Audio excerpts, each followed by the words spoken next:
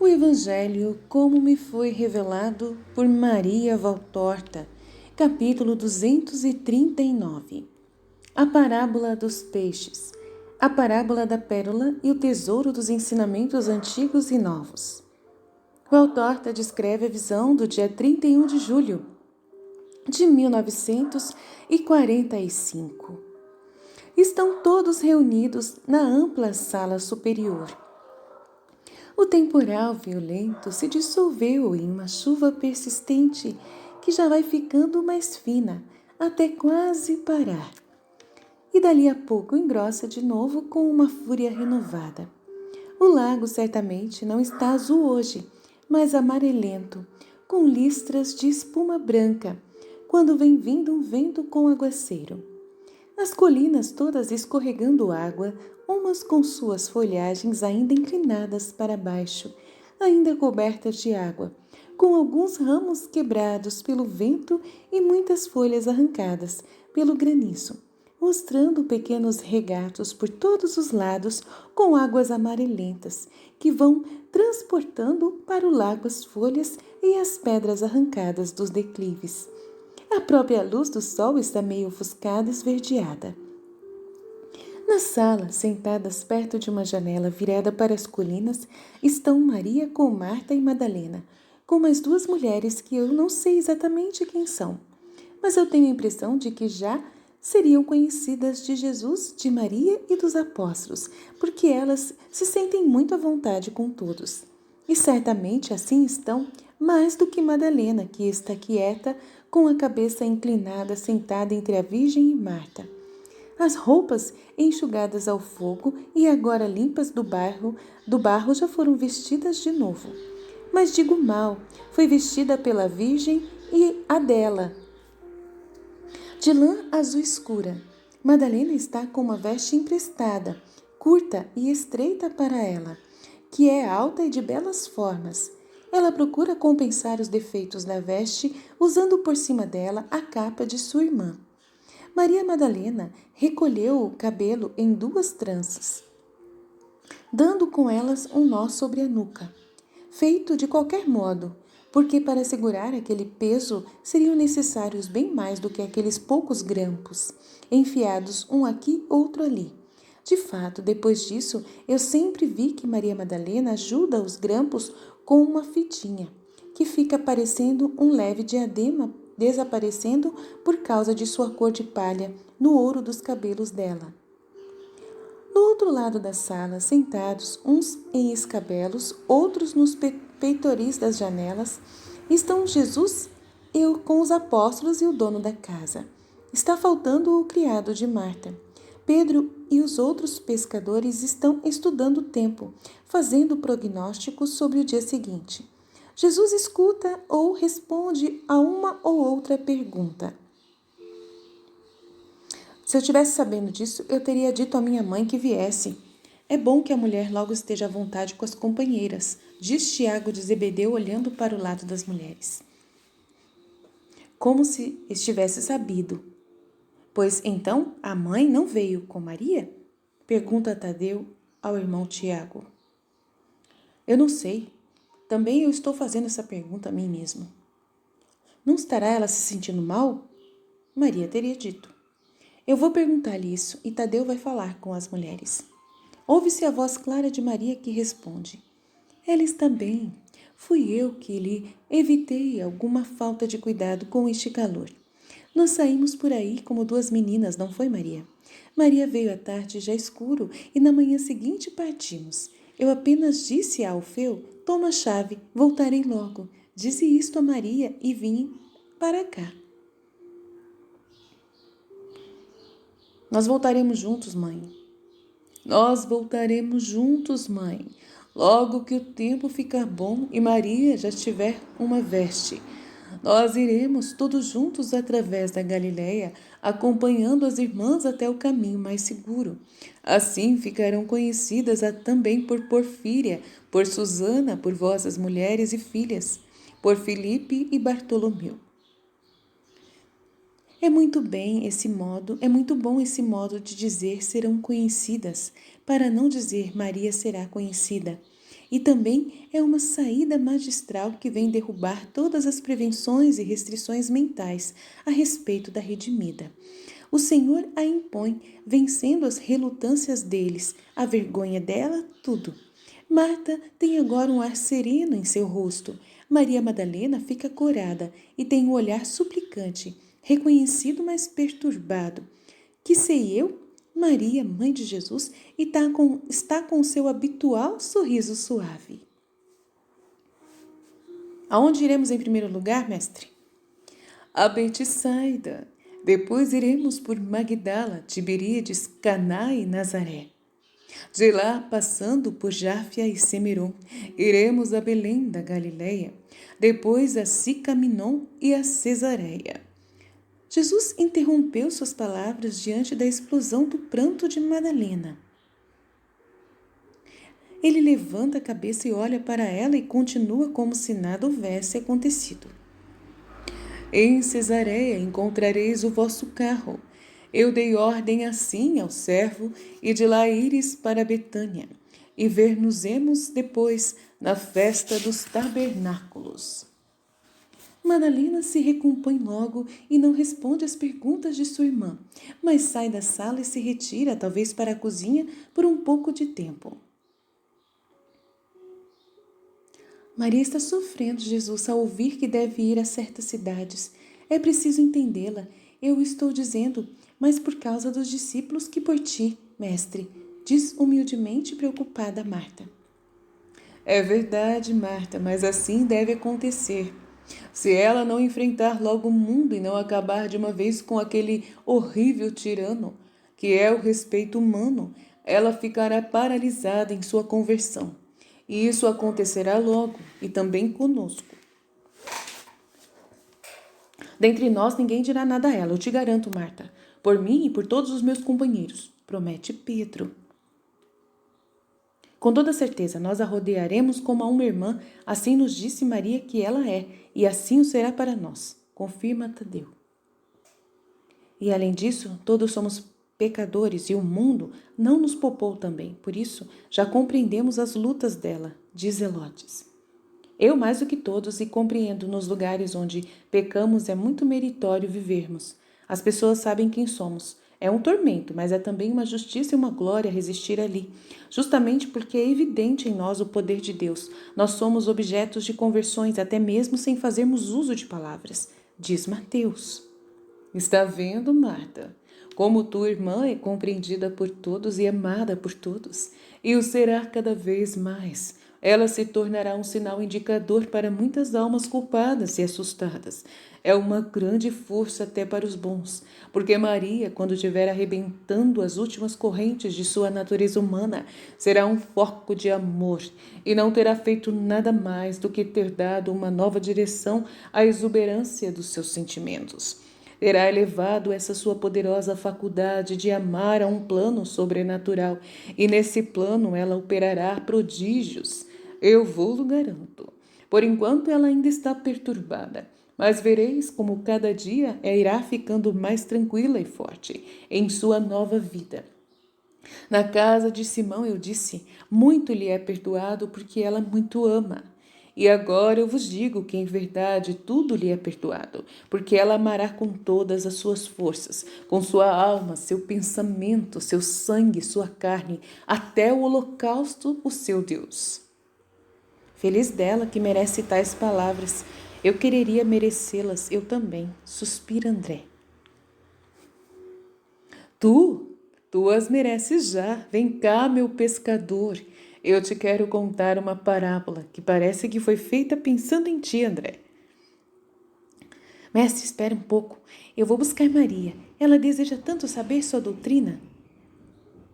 Enquanto Marta sai, os outros dispõem em ordem as cadeiras, formando com elas um semicírculo ao redor de Jesus. Voltam as duas irmãs e tomam um lugar perto da Mãe Santíssima. E Jesus começa a falar. Uns pescadores saíram para o lago e jogaram sua rede ao mar.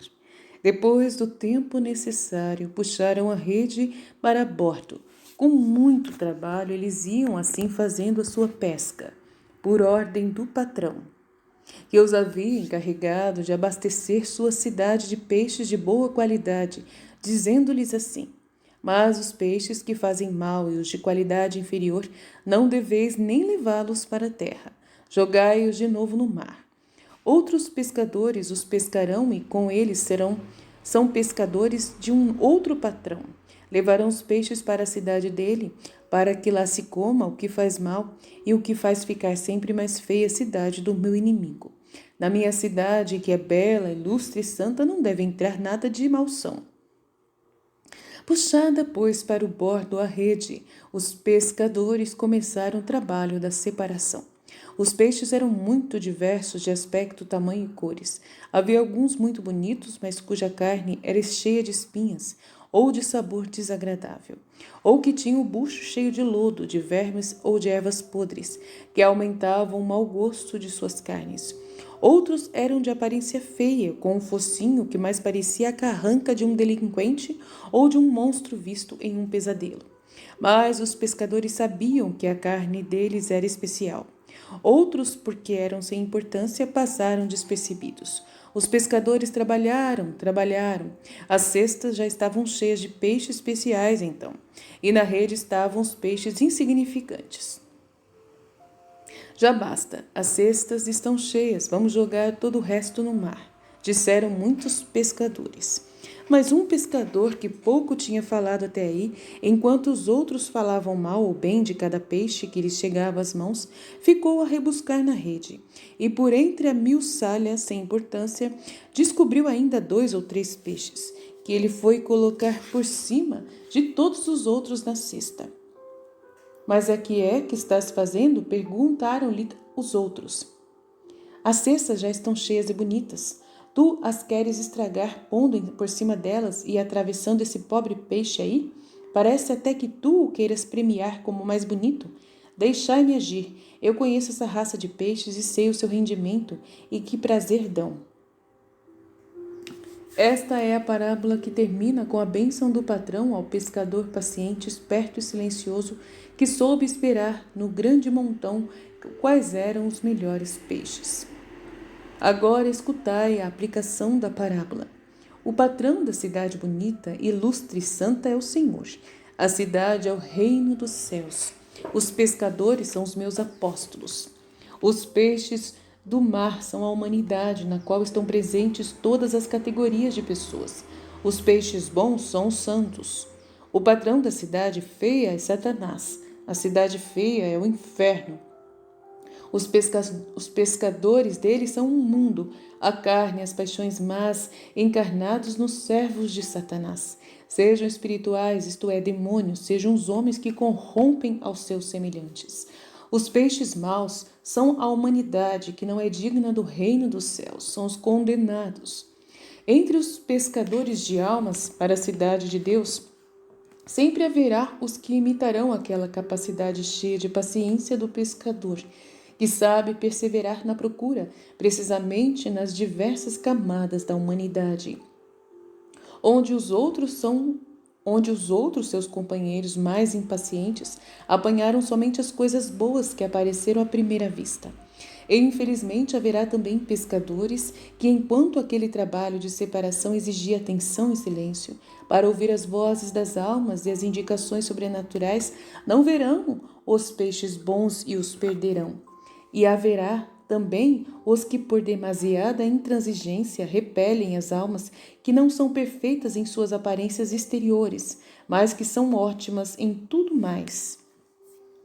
Que vos importa se um dos peixes que pegardes para mim mostrar sinais de lutas passadas, apresentando mutilações resultantes de tantas causas, se depois elas nos prejudicam ao seu espírito? Que vos importa se um desses, para livrar-se do inimigo, feriu-se e se apresenta com essas feridas, se o seu interior mostra sua clara vontade de ser de Deus? Almas provadas, almas garantidas, mais do que aquelas que são como crianças salvaguardadas por meio de faixas. do berço ou da mãe, e que dormem saciadas e boas, ou que sorriem tranquilas, mas podem, mais tarde, com o uso da razão, com a idade e com as vicissitudes da vida que vão aumentando, dar até dolorosas surpresas de desvios morais. Eu vos recordo a palavra do filho pródigo. Outras delas ouvireis ainda, porque eu sempre estudarei para difundir em vós um discernimento reto, quanto ao modo de avaliar as consciências e de escolher a maneira como guiá-las. Se são singulares e cada uma delas tem o seu modo especial de sentir e de reagir às tentações e aos ensinamentos. Não penseis que seja fácil o discernimento dos espíritos, é totalmente o contrário. Precisa ter um olho espiritual completamente iluminado pela luz divina. Precisa-se ter uma inteligência que tenha infusa em si a sabedoria divina. Precisa-se possuir as virtudes em grau heróico e, como primeira entre todas, a caridade. Precisa-se ter a capacidade para concentrar-se na meditação, porque a alma é como um texto obscuro que há de ser lido e meditado. Precisa-se ter união contínua com Deus, esquecendo-nos de todos os interesses egoístas.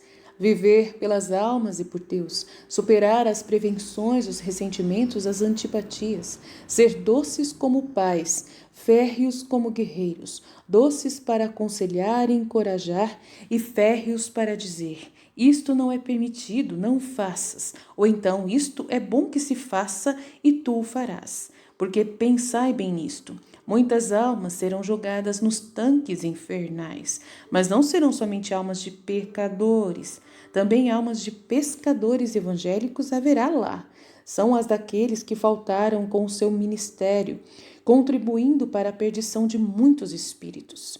Chegará o dia, o último dia da terra, e o primeiro da Jerusalém perfeita e eterna, no qual os anjos de Deus, como os pescadores da parábola, separarão os justos dos maus, para que a ordem inexorável do juízo, os bons vão para o céu e os maus para o fogo eterno.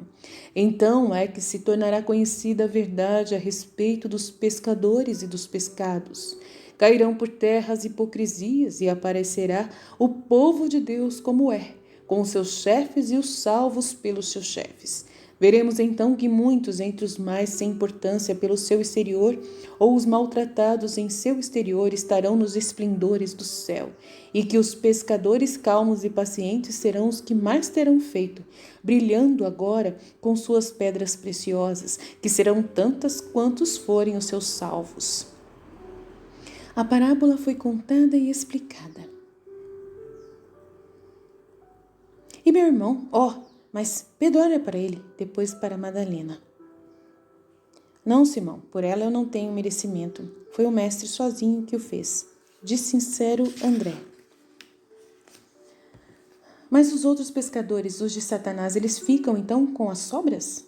Pergunta Filipe. Eles tentam pegar os melhores, os espíritos capazes de maior prodígio de graça e usam desses mesmos homens para consegui-lo, além de suas tentações. Há ainda muitos neste mundo que, por um prato de lentilhas, renunciam à primogenitura. Mestre, outro dia tu nos dizias que muitos são os que deixam seduzir pelas coisas do mundo. Seriam também eles dos que pescam para Satanás? Pergunta Tiago de Alfeu. Sim, meu irmão. Naquela parábola, o homem se deixou seduzir pelo muito dinheiro, que lhe podia dar muitos prazeres, perdendo o direito ao tesouro do céu. Mas, na verdade, eu vos digo que sobre 100 homens, só 1/3 sabe resistir à tentação do ouro, ou a outras seduções, e desse terço só a metade é que sabe fazê-lo de uma maneira heróica.